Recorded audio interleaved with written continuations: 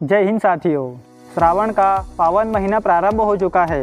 इस श्रावण के महीने में लाखों की तादाद में अलग अलग स्थानों से शिव भक्त कांवड़िए अपने आसपास के पवित्र स्थान से कांवड़ में जल भरकर तथा भगवा वस्त्र धारण कर पद यात्रा करते हैं और भगवान शिव के महत्वपूर्ण स्थानों पर जल अभिषेक करते हैं। इस वीडियो में हम कांवड़ यात्रा से संबंधित कुछ महत्वपूर्ण जानकारी जानेंगे। श्रावण के महीने में ही क्यों चढ़ाया जाता है भगवान शिव को जल।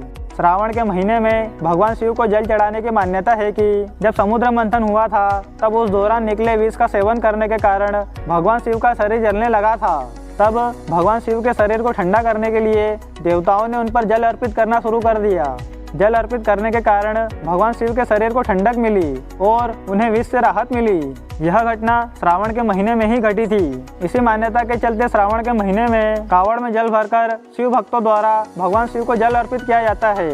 इस संसार का पहला कांवड़िया कौन था?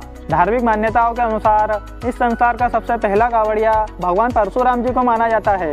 सबसे पहले भगवान परशुराम जी ने कांवड़ में जल लाकर उत्तर प्रदेश के बागपत में स्थित पुरा महादेव शिवलिंग पर गंगा जल चढ़ाया था। मान्यता है कि उन्होंने गढ़मुक्तेश्वर से गंगा जल लाकर इस शिवलिंग पर चढ़ाया था। इसके बाद से ही सावन के महीने में कांवड़ में गंगा जल भरकर शिवलिंग पर जल चढ़ाने की परंपरा शुरू हुई।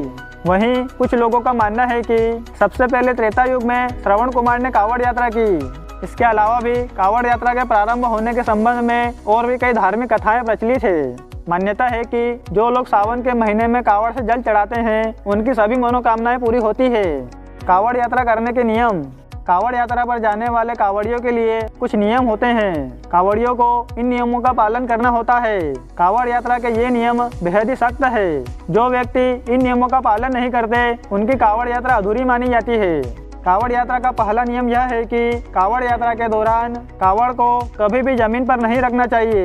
अगर आपको कहीं रुकना है तो आप कांवड़ को किसी ऊंचे स्टैंड पर या पेड़ के ऊंचे स्थल पर रखें। कहते हैं कि अगर किसी व्यक्ति ने कांवड़ यात्रा के दौरान कांवड़ को नीचे जमीन पर रखा तो उसे दोबारा गंगा जल भरकर यात्रा शुरू करनी पड़ती है। इसके बाद दूसरा नियम यह है कि कांवड़ यात्रा के दौरान किसी भी तरह का नशा करना वर्जित माना गया है और मांसाहारी भोजन करने की पूर्णतः मनाही है। कांवड़ यात्रा के दौरान पैदल चलने का विधान है। आपको कांवड़ यात्रा पैदल ही पूरी करनी चाहिए।